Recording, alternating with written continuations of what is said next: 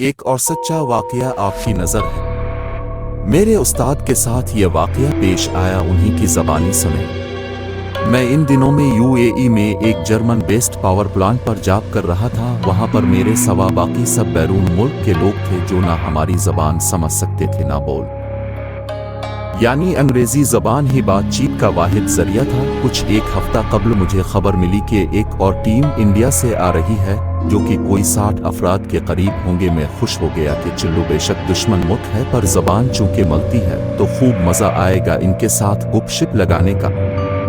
Flight जमरात की रात मुतवक्के थी, मेरी खुशी उरूज पर थी। अगले दिन छठी थी तो सब्र से काम लिया, वर्किंग डे ही में उनसे मुलाकात हो सकेगी। काम पर गया तो दिमाग से इन लोगों का जिक्र वक्ती तौर पर महव हो गया। इसी बीच एक हफ्ता गुजर गया, कुछ लोगों कुछ जूनियर्स से आने वालों का जिक्र भी किया पर उन्हें इसके बारे में कुछ खास मालूमात नहीं थी। बस इतना पता चल पाया कि उन्हें समंदर में वाक़े एक जजीरे में आर्जी लेबर कैंप में ठहराया जाना था। मैंने सोचा छठी के बाद खुद वहां जाऊंगा। मेरी रात की ड्यूटी होती थी।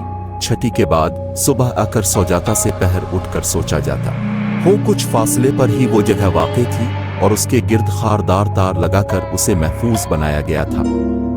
गेट पर गया तो ड्यूटी पर कोरियन गार्ड था। इससे पूछा तो उसने रूखे फीके अंदाज में ला इल्मी जाहिर की कि यहाँ पर कोई मजदूर नहीं आए। मैं इसी कश्मकश में वापस आ गया, तैयार हुआ और ड्यूटी पर चला गया। लेकिन मुझे लग रहा था कहीं ना कहीं कोई गड़बड़ जरूर है। ऐसा कैसे हो सकता है कि फ्लाइट कन्फर्मेड हो और यहाँ किसी को मालूम ही नहीं हुआ? तो ये लोग मानने को तैयार नहीं, दाल में जरूर कुछ काला है।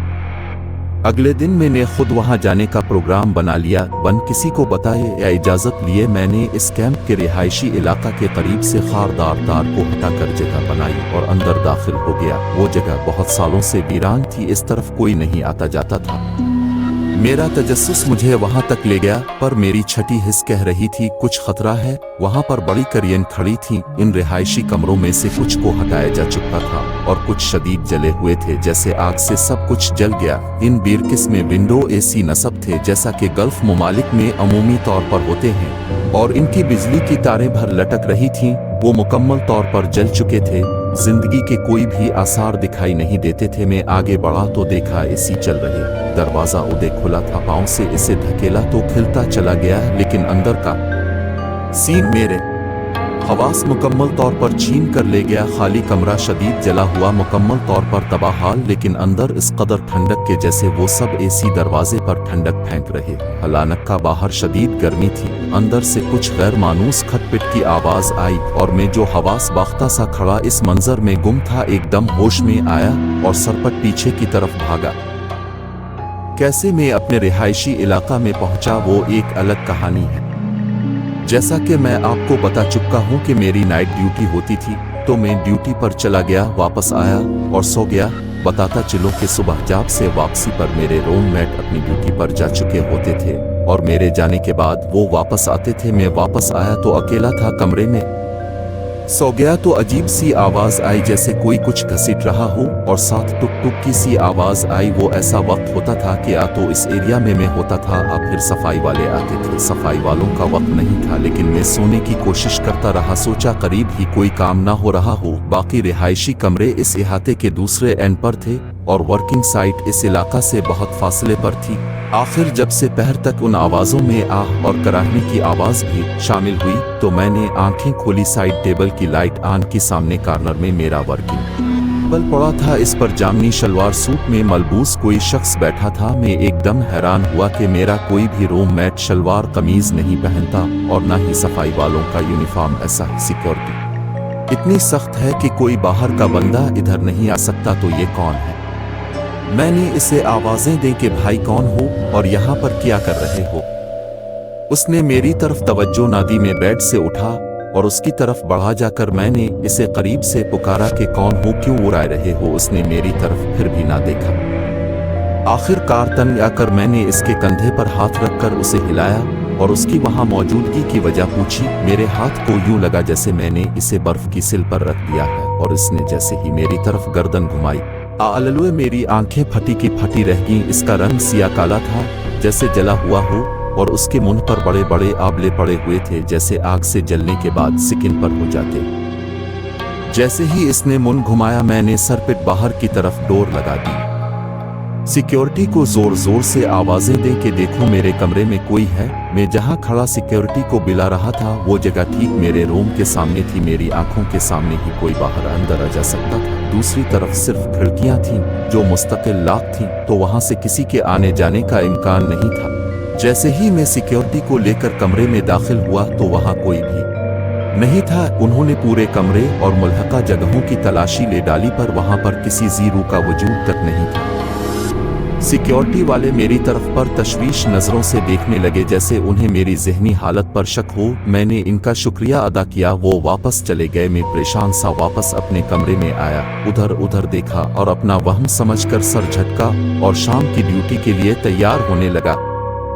अगली सुबह मेरा हौसला नहीं हो रहा था कि अकेला इस कमरे में सोऊं, लेकिन इसके सिवा चारा नहीं था। खैर लेट गया, लेकिन आहूं कराहूं और दरवाजे का शोर घसीट की आवाजें मुसलसल आती रही।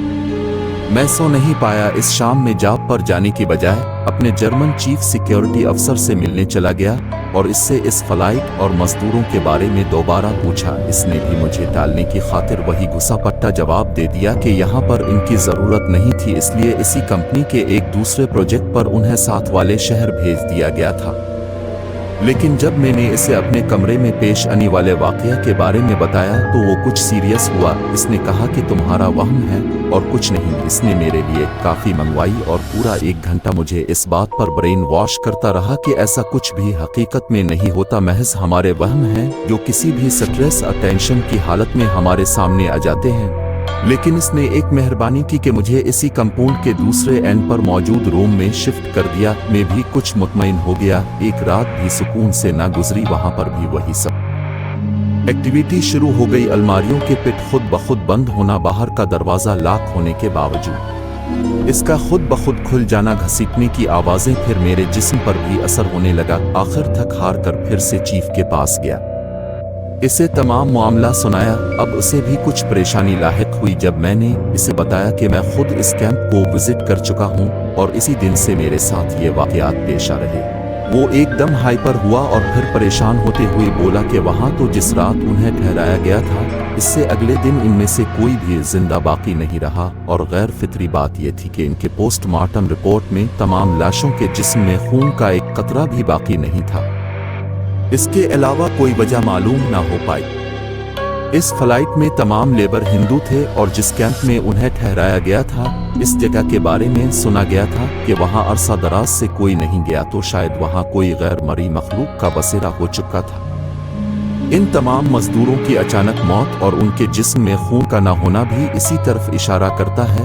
वाकया सुनाते हुए मैं इस जले हुए मुंह वाले शख्स का हुलिया बताते भूल गई कि इसने जामनी कलर का रेशमी सूट पहना था और उसके माथे पर तलक लगा हुआ था जैसे कट्टर हिंदू लगाते हैं।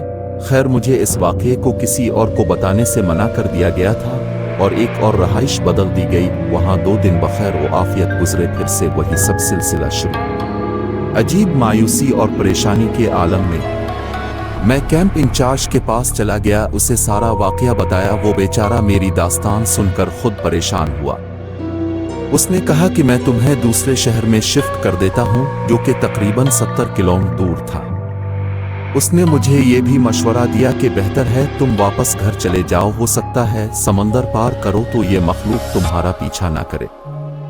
फी अलवक्त मैंने दूसरे शहर में जाना ही मुनासिब समझा और फौरी तौर पर शिफ्ट हो गया। इस शहर में काफ़ी सुकून रहा, चंद दिन बड़े आराम से गुजरे, मगर यहाँ थोड़ा मुख्तलिफ सिलसिला शुरू हो गया। अब सरगोशियाँ महसूस होने लगी थीं, लेकिन अल्फाज की समझ नहीं आती थी।